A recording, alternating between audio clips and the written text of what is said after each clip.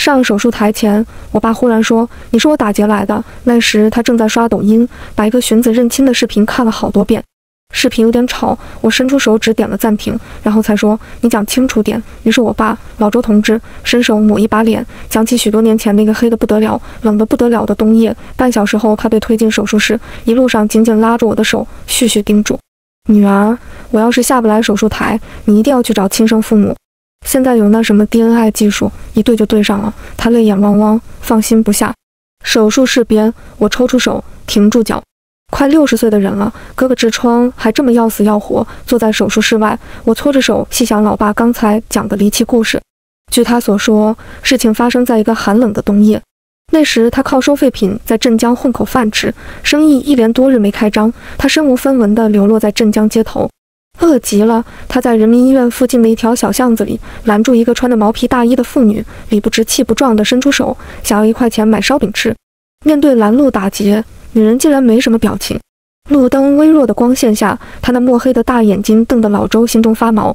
老周觉得不太对劲，打算收手，女人却将一个布包裹递给了他。他两手原本各抱着一个形状像巨大的蚕茧，他的动作那么自然，老周下意识就接了过来。打劫2个字都还没说出口呢，全乱套了。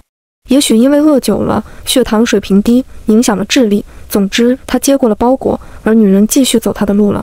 然后老周揭开包裹，看见一个粉嘟嘟的小婴儿睡得正香，他尖叫一声，差点把包裹当场扔出去。再转头去看，女人已经不见踪影，空荡荡的街道上只有北风还在呼呼地吹。老周首次冒险，不仅没得到半分钱，还打劫回了一张吃饭的嘴。他可不敢抱着孩子上警察局，到时候要怎么说呢？他笨嘴拙舌，不会扯谎，要是说漏了嘴，说是抢来的，就完蛋了。那年代抢劫性质很严重，日子虽然苦，可他也不想自寻死路。原地扔下吗？天实在太冷了，下不去手。送人吗？那年月女还不值钱，谁会要呢？这个孩子算是砸手里了。老周苦恼地直抓头发，终于想出了办法，回老家找奶奶去。奶奶80岁了，什么事没经过看过，他会有办法的。主意已定，他便拿破棉衣裹住奶娃娃，用扁担挑着往苏北老家走。小娃娃引起人们的同情，他得以一路讨饭，顺利归乡。手术过后，由于麻醉的劲头没过，老周神志混乱，拉着我的衣角不撒手。呜，奶奶别打了，这娃真是别人塞给我的。不是，我没完了，人家女孩又丢开啊！我真不认识她吗？真的。哎呦，疼啊，疼啊！奶奶1.8米的壮汉拉着年轻小姑娘喊奶奶，这场面真够滑稽的。旁边床位那个给父亲陪床的大哥终于拉起衣领，在领子后头扑哧扑哧的偷笑。看来老周昏沉中以为自己回到了当年。他的奶奶，我的曾祖母周卢氏，是个厉害的小脚老太太，80多岁还拿拐杖把孙子抽得满院子跑。她寒冬腊月摸黑起来冲米糊，帮着老周喂我。曾祖母去世时，我已会走路。老周找出当初那副担子，收拾了点零碎东西，把门一掩，带着我又回了镇江。回到镇江，重操旧业。老周走街串巷收废品，我便牵一脚跟着。也许因为人民生活水平提高，制造了更多废品，这次我俩都在镇江活了下来。不但活了下来，还过得蛮不错。从扁担换成板车，从板车换成三轮，三轮换成小面的，我们拥有了自己的废品收购站，过上了憧憬的小康生活。老周从鬼门关回来以后，死活不承认自己说过的话，被追问急了，他就摸摸我额头：“乖乖，你不是发烧了吧？”“没发烧。”“那怎么净说胡话？”我突然不想问了。如果故事是真的，那我不过就是无数弃婴当中的一个。不管扔的经过有多离奇，背后有什么原因，弃婴就是弃婴。我对自己的身世没有寻根究底的兴趣，决定往前看。我对老周说：“后天我就要走了，上北京。”老周露出紧张的神色，好像担心真的得罪了我。他一向是这样铁汉柔情，生怕我不开心。我鼻子发酸，赶快解释道：“快开学了，去北京上大学啊！”“哦。”他一拍额头：“爸跟你一起去。”“跟我一起去？咱家这个废品收购站怎么办？”“哈，我早有准备。北京昌平有个废品收购站在转让，老爸我已经盘了下来。现在我们去收拾东西吧。我的废品站小公主。”“废品站小公主，这真的不好听来。”我的抗议十分之突然，在老周心里，这个名头和三星公主一样光荣。票买迟了，最后只好坐一夜的硬座上北京。车厢里很多乘客都是上京打工的，扛着同样的蛇皮大口袋。对面的大叔好奇地问老周：“这是你的女儿吗？”可算有人问了。老周眉开眼笑，道出一箩筐的话：“对呀，我女儿考了全省300名，现在我们要去北京上大学，说好的低调呢，我爸全忘光了。”他恨不得从我3岁会背唐诗讲起，历数我天赋异禀的种种迹象。很快，半截车厢的人都知道他女儿考的是北京著名的某大学。有个大叔掏出钱包，硬塞给我2张毛爷爷以资鼓励，说寒门贵子实在难得。后半夜人都倦了，老周全在窄小的座位上睡着了，脸上还有笑意。我暗下决心，管他是谁生的我，今生今世只有老周是我的父亲。一大早出了北京火车站，看见有学校的大巴车来接我们，父女再次分开，我去学校，他去接收昌平的废品收购站。临走前，老周把带着体温的银行卡交给我，叮嘱道：“记住，密码是201518，2015要发。”我爸可真是个财迷。财迷老周看着我把银行卡放进书包深处，才放心地扛上蛇皮口袋，大步走远。我在车上打个瞌睡，醒来发现车已进了校园，在广场上办好手续，进到宿舍，发现是上床下桌，很敞亮的6人间。我找到2号床，爬上去铺被子。正忙着，听见有个声音说：“甜甜，你看这小姑娘多自立，以后在生活上你有什么不懂的都问她。”等反应过来是在说我，我才意识到别人都有家长陪着，怪不得说我自立。晚上夜聊时得知，宿舍里除了我和还没到的一个，其他人都是大城市重点高中毕业的。第二天秋婷才到，她坐了快20个小时的火车，风尘仆仆。私下里，她主动向我搭话，说家里有4个孩子上学，就靠双亲在工地上赚钱，负担很重。我每花1分钱，都是爸妈的一滴血汗，舍不得多要，交了学费和住宿费，身上只剩500块。我得赶快找到兼职，你可以跟我一起找。很明显，我这个人的存在使秋婷有一种找到同类的欣喜。我便没说出自己其实并不缺钱，老周给我的卡里还剩几万块。秋婷决定做家教，她说有学校的名气在，1小时收100不成问题。他很快找到了2家，排满了课余时间，我却总落选。家长礼貌地支付了试课费，就没下文了。秋婷一片热诚，帮我找到一个活。院里有个陈教授，教授有个独生女，腿脚有残疾，平常需要有人照应着上下课，帮忙跑跑腿。他家就住家属区，又和我们是同班同学，照应起来很轻松。我都不知道班里还有这么一位同学，真佩服秋婷的信息收集能力，她以后一定大有所成。我去红色的家属区小楼里见陈教授一家，教授气质温和，泡了一杯碧绿的茶，放到我手边的茶几上。简单沟通后，他笑着点头：“你看起来很细心，陈威以后就麻烦你了。”他妻子也在，我认出来是图书馆的老师，终日坐在柜台后面，不苟言笑。这天他坐在客厅另一角，只冷淡地瞥了我一眼，并没讲话。陈威推开门看了看，点点头，又把门关上了。这份兼职不难，相对于工作量，报酬算得上慷慨。陈威虽然冷淡，从来不跟我有眼神交流，也不多讲一句话，但他尽量不会找我，找我时也非常礼貌。看来他是一个沉浸在自己的世界里，很有边界感的人。我后来才发现，这家里还有一个特别的成员。有天，我看到路边2个老奶奶在吵架，为了抢一个空瓶子。其中一个北京口音的锐声骂对方是土包子，没素质，趁早滚回老家。被骂的那个却动手不动口，把瓶子拽过去，利落地收进袋子。没想到当天在陈威家里见到那沉默的外乡老人。小卧室的门打开着，他蹲在门口收拾，身后纸壳、瓶子、废金属堆得快溢出来。还好是在北京，不然一定生蟑螂。后来我发现，这神出鬼没的老奶奶有时会直盯着我看。我不甘示弱地和她对视，她便像没事一样垂下眼皮。我有一种被监视的感觉，心里不太舒服。奇怪的是，陈威平常不理他那对优雅的父母，却常常和老奶奶用家乡话轻声交谈，还托我从学校蛋糕房买鸡蛋糕给他。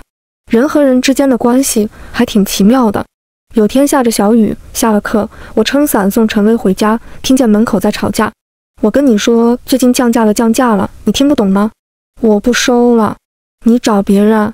好像我占了你多大便宜。男人把口袋往地上一扔，易拉罐塑料瓶稀里哗啦洒了一地。老奶奶固执地拽住他衣服，他走不开，跳着脚挣扎，满脸通红。一向平静的陈威看见这一幕，显得很不安。我心中不忍，走去向那人劝道：“都过了秤了，哪有不收的道理？”一边说一边动手收拾起来。那小伙子叹口气，又掏出几张零钞给了老奶奶，然后气鼓鼓地拎着2个大口袋下楼，一路走一路嘀咕：“不来了，再也不来了。”为了3、5块，叽咕得我头疼。我看得没事了，便打算离开。陈薇却突然说：“周珍珠，喝点东西再走吧，真是难得。”她主动对我讲话，还拿柠檬茶给我。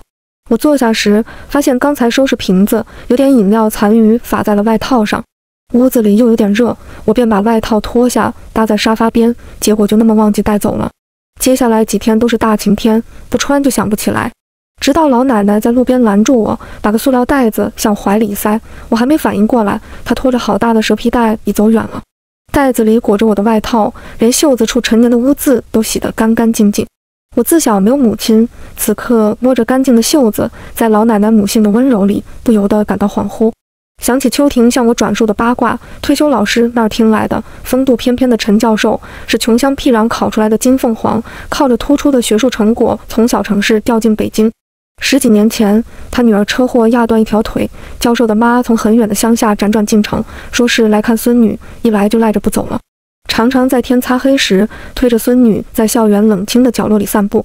听说那时孙女只要奶奶看见爸妈就大哭大闹，好像看见仇人。学期过半，我遇到糟心的事情。那天老师公布平时作业成绩，我竟然有一次是0分。大学里平时分占比很高，有个0分在，算下来期末一定会挂科。一旦挂科，什么荣誉和机会都跟我没关系了。我明明记得自己每次都按时交给课代表了，便去问他，他支吾半天，最后破罐子破摔。就算我交漏了，怎么样？有本事你去找老师啊！我又不是故意的，我懒得同他吵，解决问题是要紧事。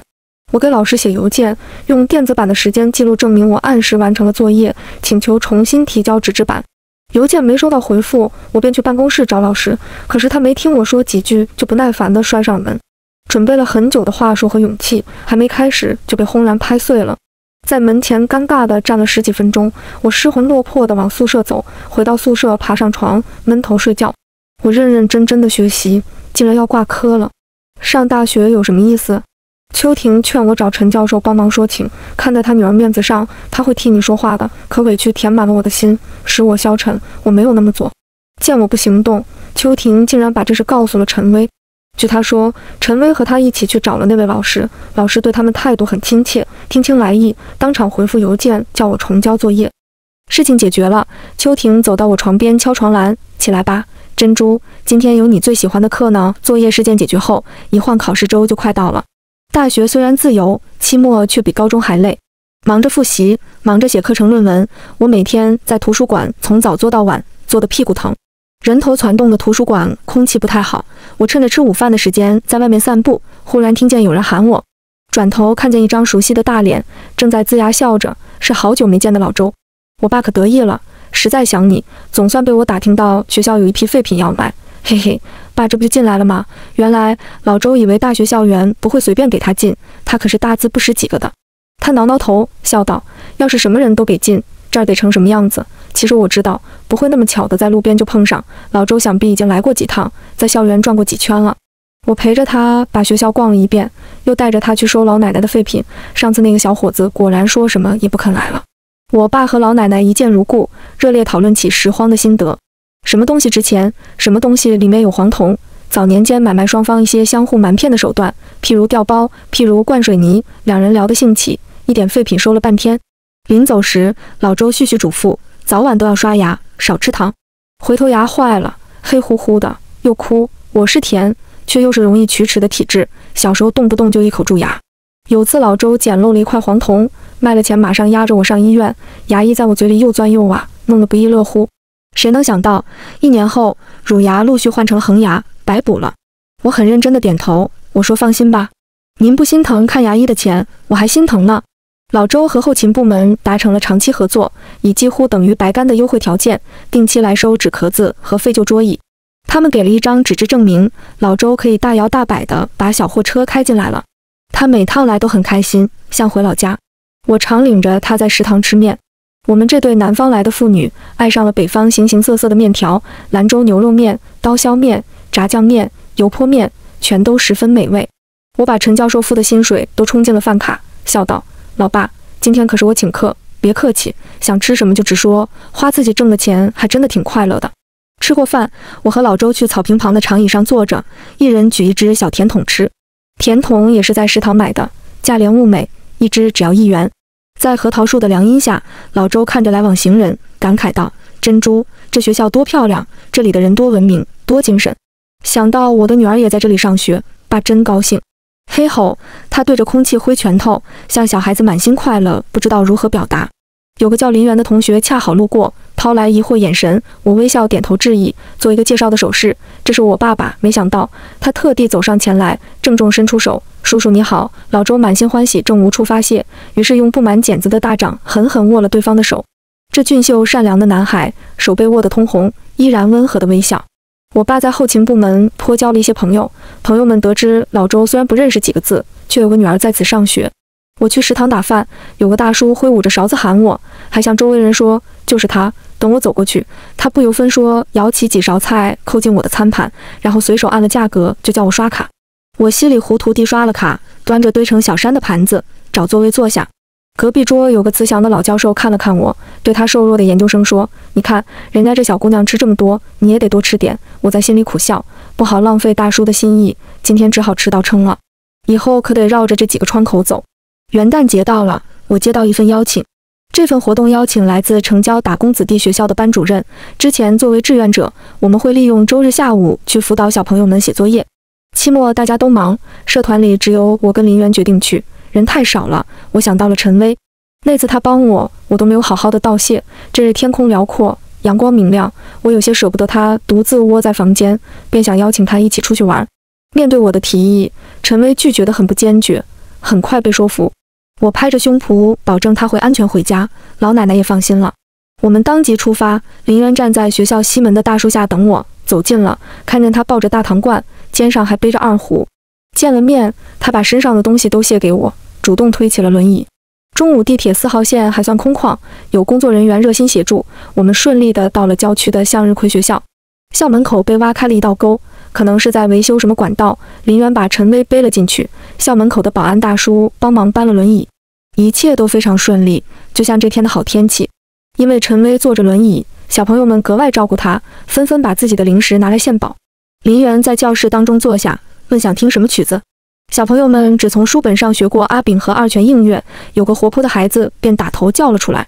林园将2胡在腿上安放好，只供微笑，商量道：“那个太悲了，给你们拉个赛马好吗？这个好听。”他的2胡是家传，拉了10几年，已然十分纯熟，真像有万马从草原上奔来，活泼泼的一直跑到门外的阳光里。2胡声吸引了其他班级的孩子，窗口挤满了人。一曲终了，满是掌声。小朋友们真可爱，拍个掌都恨不得用上全身力气。我像变戏法一样掏出了陈薇的笛子，他又惊又笑：“你怎么把这个带来了？”林园起身，弯腰做了个你请的手势，我便将他推到教室当中。笛音一开始有些迟疑，可是很快渐入佳境，像山中的清泉，像松林里的月光。我们尽兴而归，不知不觉，我和陈薇成了很好的朋友，闲下来就往他那里跑。家属区的房子很清静，我们在桌子上泡一壶柠檬水，摆一罐糖，各自看书，偶尔交换意见。和他一起玩有种很特别的安心之感，如果努力形容，就像2颗花生粒睡在同一个花生壳里，圆圆饱饱，安稳无虞。我很佩服他，他身体不好，可是比我刻苦得多。曾听到有人私下议论他，知道他是教授的女儿，老师一定会给他满记的，真不公平。那时我当面反驳，陈薇写作业很认真，不要这么说她。有次她通宵赶读书报告，晕倒了住进医院，还央求我帮忙把电脑拿过去，不肯用病假条向老师申请延期。没办法，我只有去拿，正要把电脑放进书包，我停住了。鬼使神差的，我输入了密码，我晓得她的密码是123456，文档已经写了8000字，只差一个结尾了。早就知道他的文风观点都和我惊人的相似，我冒出了一个大胆的想法，给那份作业敲了一个结尾，然后把文稿拷进 U 盘，打印好拿去给他看。我说：“陈薇，你是不是睡傻了？作业都写完了还不交？”他一头雾水地从我手里接过去，读了好久。这期间我又激动又忐忑，把一颗倒霉的苹果削成了坑坑洼洼的一坨。终于他呼出一口长气，天，我做噩梦梦到这份作业交不上，原来早就写完了，顺利的蒙混过关。我和他实在太有默契了。有次请林园顺路来陈薇家送东西，他像是发现了个好玩的地方，之后也常来，有时背着二胡，有时带着糖果来填满我们的糖果罐。直到有天，陈薇问我怎么林园最近都不来了，我没想过这个问题，但不知为何经他这么一问，我像是被戳中隐秘心事，当下端起杯子猛喝柠檬水。他却忽然道：“恐怕他是爱上我们其中一个吧。”我把一口水全喷到了陈薇身上。他抛来嗔怪的眼神，安然等着我替他擦拭，又问：“你说他是爱上哪个？”我摇摇头。他扑哧一笑，当局者迷，自然是你了。我的耳朵根嗤的一下红透了，反问他：“为什么你会觉得他因此就不来？”陈薇道：“因为友情的路很宽，而爱情的桥很窄。因为林园是个聪明人，知道再这么混下去，什么都耽误了。”他说中了。几天后，林园当众将生日礼物交给我，在同学的起哄声中，他的目光温柔而坚定。我接受了他的表白，傍晚脑子晕晕地牵着他的手，在芬芳的绿叶香气里散了很久的步。自小在废品站和老周相依为命的我，来到北京，友情、爱情全都有了。后来，陈薇坦然地告诉我，他也很欣赏林园，所以才留心观察。他淡然地笑，可我知道他对我无意。他是因为善良，因为喜欢你，才顺带着照顾我。于是我的好感便水流云散。看着他苍白的脸，我突然觉得自己的幸福有些残忍。不知从何时起，陈薇在我心里也占了相当的分量。如果他不快乐，我会很在意。他像是看穿了我，第一次主动握住了我的手，对我说：“请不要同情我，因为这真的不算什么。和我满室的书相比，任何一个男人都是很无聊的。何况我还有别的肤浅爱好。”他拿起手机，指指正在加载的游戏。现在我要去约会我的二次元爱人了，你也快去约会吧，少女。良辰美景，莫负好时光呀。某天，甜甜很兴奋地回到宿舍，说她在讲座上拿到了陈教授亲笔签名的书。她捧着书，做出花痴状。哇，陈教授真的好帅呀！我们都赞成他的看法。陈教授虽然人到中年，可有着坚挺的发际线，容长脸上双目深邃，确实是美男子。我们开心地把书传阅了一遍。甜甜问我：“喂，珍珠，你做那份兼职是不是有很多和陈教授私下接触的机会？”我坦荡笑道：“才没有呢，工资都是陈薇转交我，装在信封里的。陈教授人长得帅，讲课又风趣，在学校人气颇高，他的课我从来是选不上的。”有个舍友忽然说：“可是他老婆好像很奇怪。”没错，上次我有本书逾期，去前台问他怎么交罚款，他那个眼神哦，好像我干了什么坏事一样。说难听点，我看他有点神经病。她是靠着教授丈夫才有机会进图书馆工作吧？真可惜，陈教授配得上更美更温柔的女人。秋婷本来一直沉默地看书，这时却插了句嘴：“没准人家当年嫁给他的时候，就是又美又温柔呢。”就像《简爱》那本书，你们都读过吧？阁楼上的疯女人为何发疯？难道作为丈夫的男主真的可以撇得干干净净？这话一出来，甜甜显然觉得扫兴，样样的把书胡乱地塞进桌面书架里。我却因为秋婷的话想了很久。虽然没有打过几次照面，我却知道秦老师显然不快乐。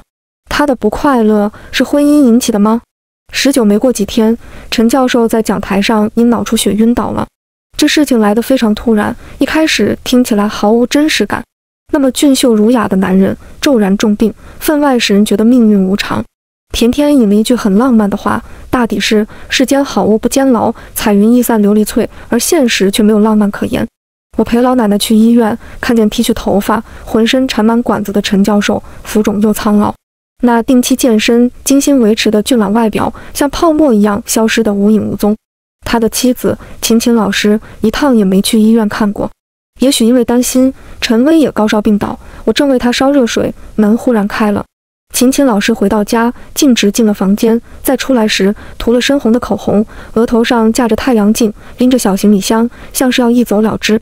走到门口，他忽然停住脚，转过头，狠狠地把我上上下下看了许多眼。之后，他嘴角浮现冷笑：“你怎么还不走？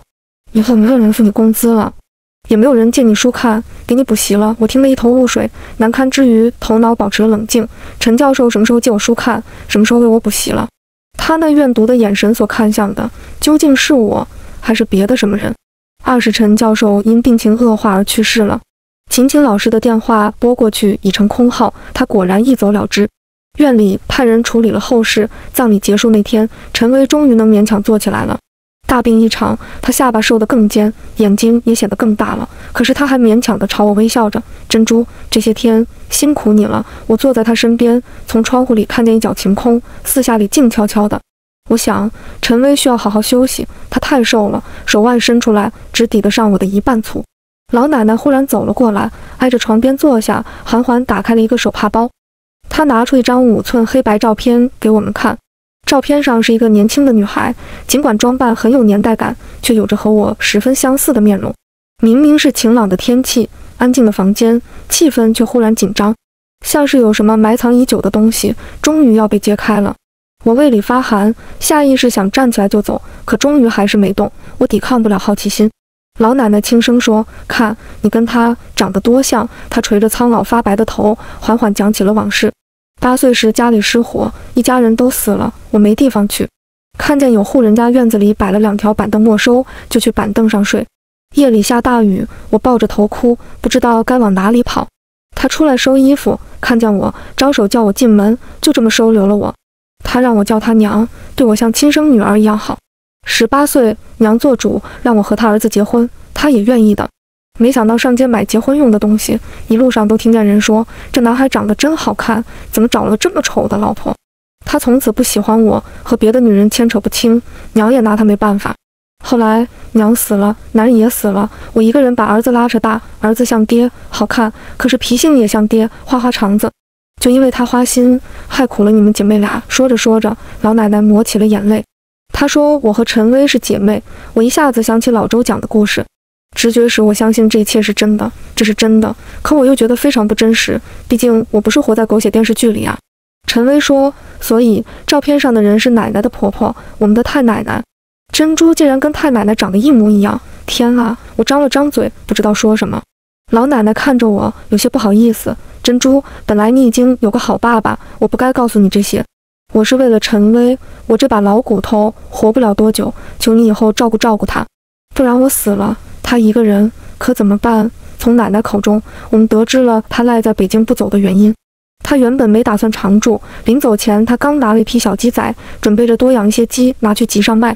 可是来了北京以后，他发现儿子和儿媳之间的关系已经十分恶劣，儿媳在用虐待孩子的方式惩罚丈夫。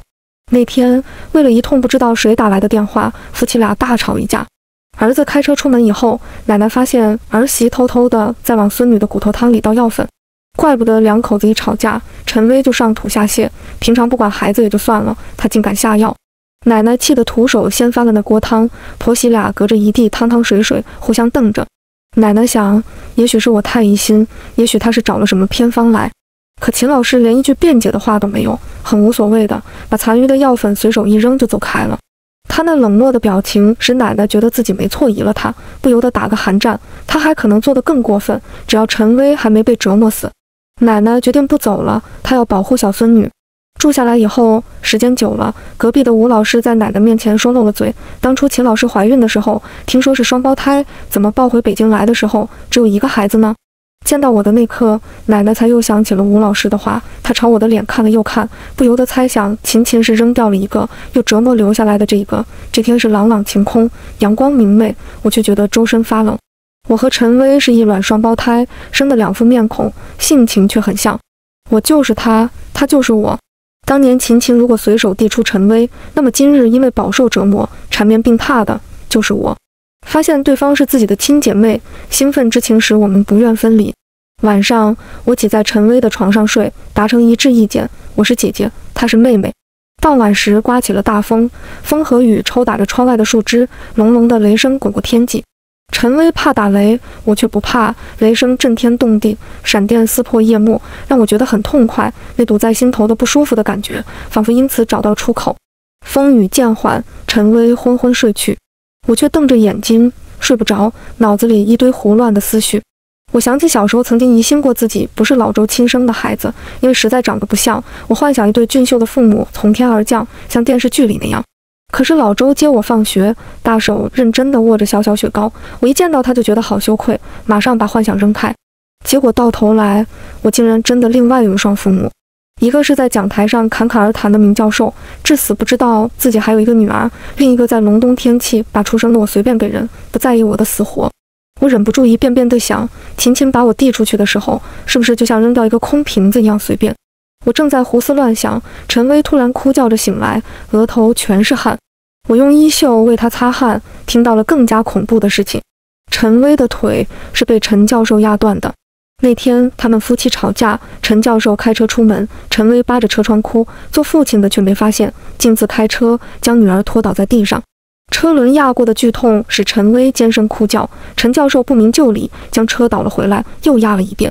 整个过程，秦秦抱着胳膊冷眼旁观，并不出声提醒。当陈教授跪在女儿身边哭时，他竟然笑道：“压得好。”陈薇告诉我，这样的梦他每个月都会做几次。母亲幸灾乐祸的脸是他最害怕的。鬼怪不吓人，可怖的是人心。秦秦的心到底是用什么做的？我想看见老周，便提着保温饭盒去学校的餐馆里打包了几道好菜，然后坐地铁去昌平。在窄小的办公室里，我把红烧鱼、东坡肉、煮干丝摆开，再倒上一杯小酒。周总搓搓手，呵，今天是什么好日子，吃这么多菜？我笑道：“这就是小康生活呀。”周总很有默契地回复：“小康生活就是这样。”这种对答是我们多年来的仪式感，起源于我8岁那年。那年我在菜市场旁上小学，课堂上学到一个词“小康生活”，回家问老周，老周不知道怎么解释。等到农历7月15中元节，金烟缭绕中祭祀完祖宗，老周说接下来一桌鱼和肉都归我们享用。举起筷子，他灵感突发，叫我道：“珍珠，爸的宝贝女儿，这就叫小康生活。”哇！我饱尝一口红烧肉，鼓着腮帮说：“这就是小康生活啊！”是呀，是呀，爸总有一天让你天天都过小康生活。我从回忆中回过神，老周问我为啥眼睛红红的，是不是外面那条马路风沙太大？我说是呀，爸，北京风沙太大。得知自己身世以后，我一次也没有哭过。那故事太离奇，如果不是有陈薇的存在，我几乎会觉得是自己做了一场梦。但是某天，当我在图书馆发现有人占了我在机器上预定的位置，并且不肯还给我时，我忽然情绪爆发，整个人都崩溃了，眼泪大颗大颗的掉，仿佛要将所有的委屈都倾泻而出。那占我位置的男生被吓得仿佛见鬼，匆匆卷起桌上东西走开了。我坐了下来，依旧止不住眼泪。等林园过来找到我时，我还在抽噎。中午我们在校园里散步，他小心地问我：“珍珠，我陪你去看心理医生好吗？这一切单靠你自己来消化，可能太沉重了。”他说的没错，我以为这一切不会伤害我，而实际上，我心里某些东西已经被撕碎了。